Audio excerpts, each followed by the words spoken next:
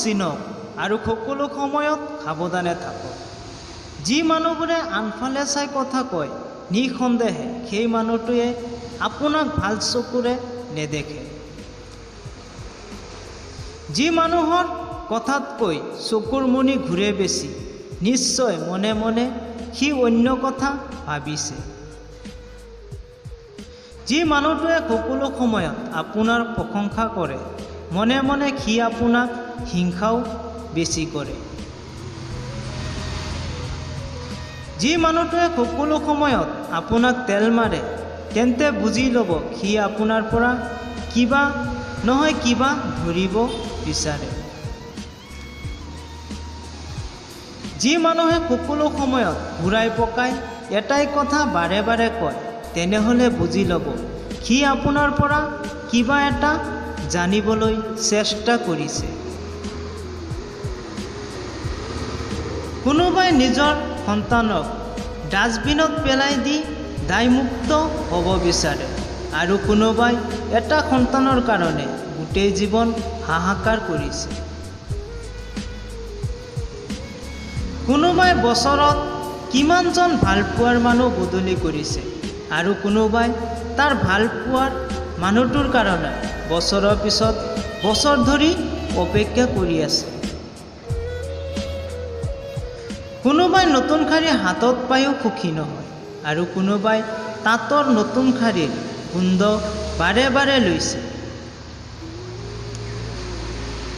কোনোবাই প্ৰিয়জনৰ পৰা সোণৰ বা হীৰাৰ খাৰু পায়ো সুখী নহয় আৰু কোনোবাই প্ৰিয়জনৰ পৰা কাঁচৰ খাৰু পায়ো বহুত সুখী। কোনোবাই 1 লাখ টকাৰ ডাইনিং টেবুলত বহি তৃপ্তি সহকাৰে খাব নোৱাৰে আৰু কোনোবাই পিঁয়াজ জলকীয়া দি ৰাতিৰ পানী ভাত খাইছে। কাৰোবাৰ আকৌ দামী বিচনাত শুইও টোপনিৰ ঔষধ খাইছে আৰু কোনোবাই মাটিত শুই শান্তিৰে টোপনি গৈছে। কাৰোবাৰ পঢ়া টেবুলত নতুন কিতাপৰ অভাৱ নাই কিন্তু তাৰ পঢ়িবলৈ কোনো ইচ্ছা নাই। আকৌ কোনোবাই পুৰণি কিতাপৰ দোকানে দোকানে ঘূৰি পৰিছে কিন্তু পকেটত টকা নাই। কোনোবাই বিলাসী গাড়ীত বহি চিন্তা কৰিছে সন্তানবোৰ মানুহ হোৱা নাই বুলি, ইমান সম্পত্তি ৰাখিব পাৰিবতো। কোনোবাই ৰাস্তা দি গৈ আছে আৰু মনে মনে ভাবিছে সন্তানকতো মানুহ কৰিব পাৰিছোঁ, আল্লাই বিচাৰিলে সিহঁতে নিজেই নিজৰ জীৱনটো গঢ়িব পাৰিব। কোনোবাই ভঙা ঘৰত থাকি স্ত্ৰীক লগত লৈ অবিৰত সপোনৰ জোৱাৰত ভাহিছে। আকৌ কোনোবাই ভাবিছে কেইদিনমান ডিভোৰ্চৰ পেপাৰত চাইনটো কৰিব পাৰিলেই মুক্তি। আৰু কোনোবাই এটা সম্পৰ্ক টিকাই ৰখাৰ কাৰণে অবিৰাম যুদ্ধ কৰি গৈছে। আচলতে এইটোৱে হ'ল বাস্তৱতা। সুখ শান্তি সদায় আপেক্ষিক।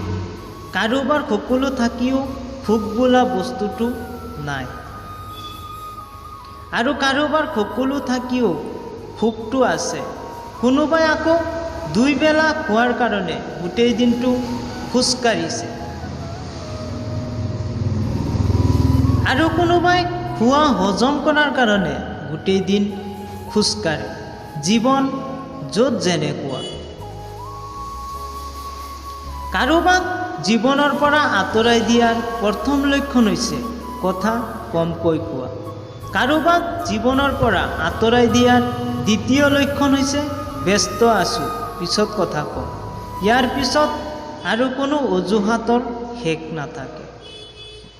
যিয়ে দিবলৈ শিকা নাই সি আচলতে কিবা পাবলৈও শিকা নাই। দিয়াৰ আনন্দটো পোৱাৰ আনন্দতকৈ আকাশৰ সমান ডাঙৰ।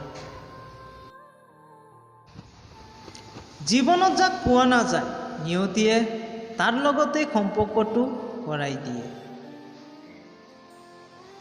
পৰটো পৰেই কিন্তু আপোন মানুহবোৰেই হয় স্বাৰ্থপৰ। যিটো ভাগ্যত নাই সেইটো কান্দিলেও পোৱা নাযায়। ফটো এডিট নহয়, চৰিত্ৰ এডিট কৰা, ভৱিষ্যত ভাল হ'ব। সত্যৰ পক্ষে যদি থিয় হ'ব নোৱাৰা, অন্ততঃ অন্যায়কাৰীৰ পক্ষত তালি বজোৱা বন্ধ কৰক। আন কাৰোবাৰ কাৰণে যোগ্য হৈ উঠাৰ আগত নিজৰ কাৰণে যোগ্য হৈ উঠা, কাৰণ মানুহে আনক বুজিবলৈ গৈ নিজক বুজি উঠিব নোৱাৰে। মানুহে জীৱনত 6 বাৰ হাৰি যায়।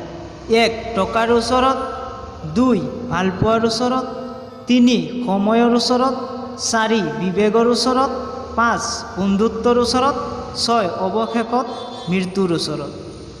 পৰিৱৰ্তন মানি ল'ব পাৰিলেই জীৱন সুখী, আৰু নিজক পৰিৱৰ্তন কৰিব পাৰিলেই আপুনি সুখী।